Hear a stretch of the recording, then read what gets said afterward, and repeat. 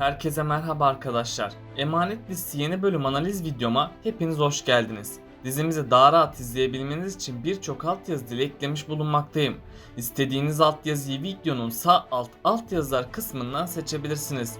Lafı daha fazla uzatmadan dizimize geçelim.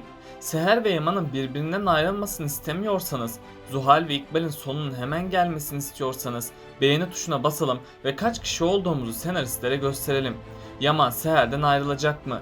Yaman, Zuhal ile birlikte olup Seher'den intikam mı alacak? Seher nasıl bir son bekliyor? İkbal ve Zuhal'in gerçek yüzü kim tarafından ortaya çıkarılacak? Gerçekler ne zaman ve nasıl ortaya çıkacak? İşte bütün sorularınıza cevap vereceğim arkadaşlar. Hemen Emanet dizisinin yeni bölümüne geçelim. Emanet dizisinin yeni bölümünde Yaman en son Seher'i istemememeye başlamıştı. Çünkü Zuhal sonunda Seher'in Yaman'ı aldattığını kanıtlamayı başardı. Ama aslında böyle bir şey gerçek değil. Yaman önümüzdeki bölümde Seher'i aşağılayacak.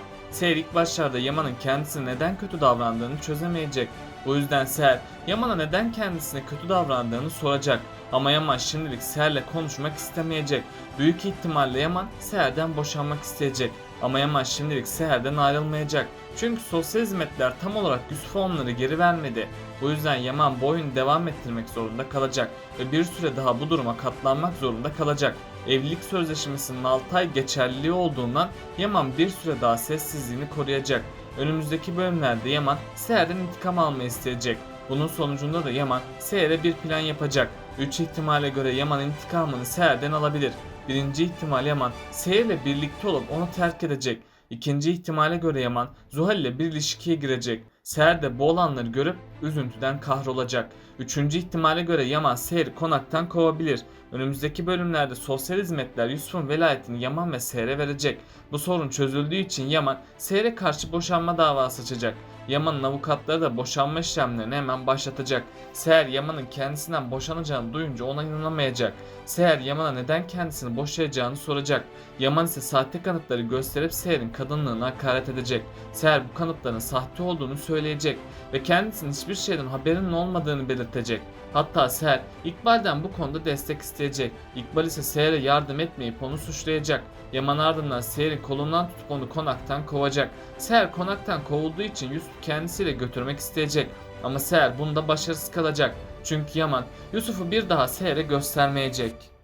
Seher bu olanlardan sonra Yusuf'u geri almak için şikayette bulunacak. Tabi Seher'in Yusuf'u alması imkansızlaşacak.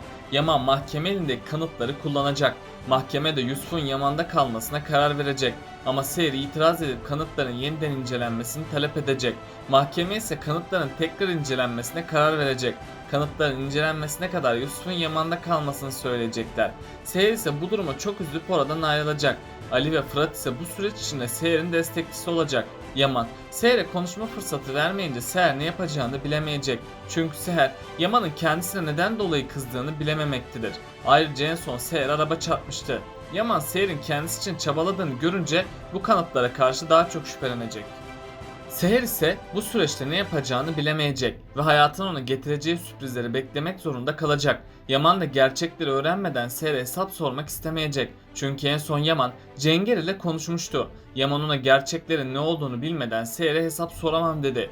Bu yüzden Yaman dosyaları Nedim'e verdi ve Nedim dosyadaki bilgilerin sahte olduğunu ortaya çıkarmaya çalışacak. Ama İkbal ve Zuhal gerçeklerin ortaya çıkmaması için her yola başvuracak.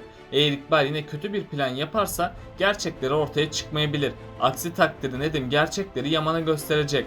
Bunun sonucunda da Yaman Seher'e güvenmediği için pişman olacak. Hatta Yaman Seher'e kötü davrandığı için onun kalbini onaracak. Bu yolda Yaman Seher'e sürprizler yapacak. Yani kanıtların sahte olduğu anlaşılacak. Seher ve Yaman tekrardan bir araya gelecek.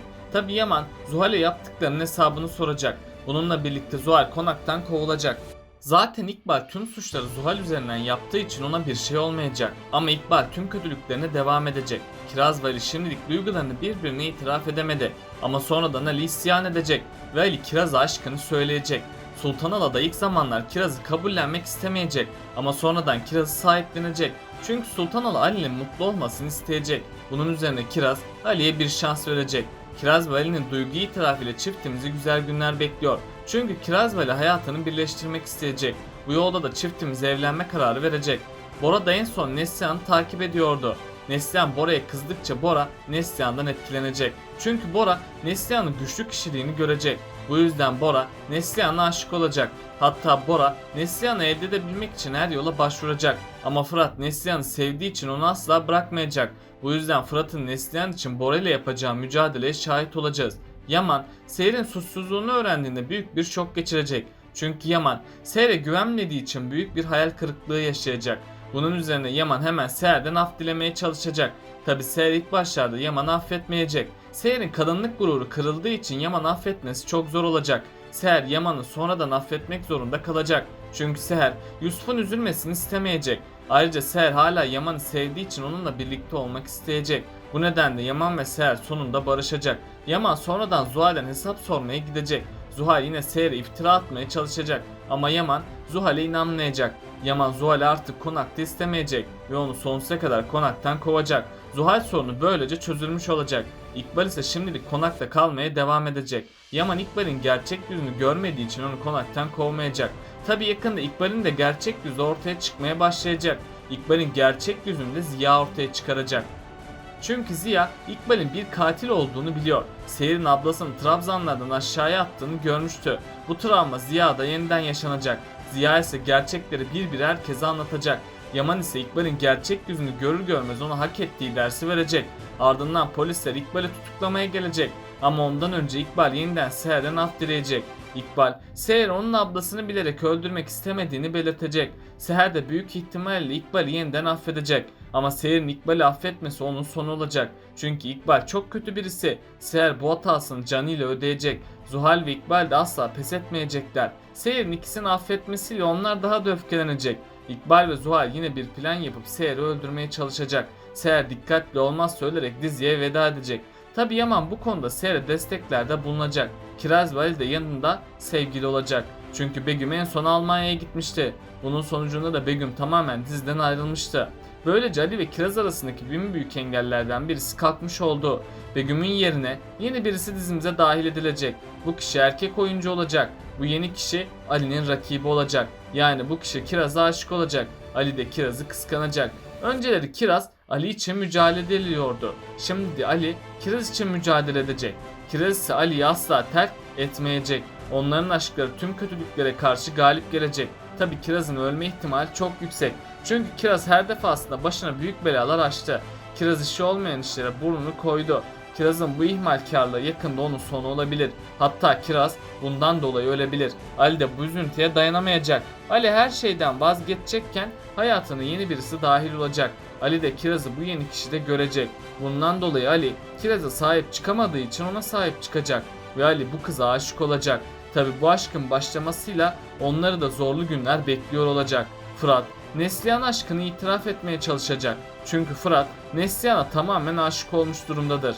Bu yüzden Fırat bir süreliğine aşk acısı yaşayacak. Ama Fırat sonradan Neslihan aşkını itiraf edecek. Neslihan da zamanla Fırat'tan hoşlanacak. Neslihan, Fırat'ın kendi hayatına girmesiyle şanslı olduğunu düşünecek. Çünkü Neslihan aşkı en derinden Fırat sayesinde yaşayacak.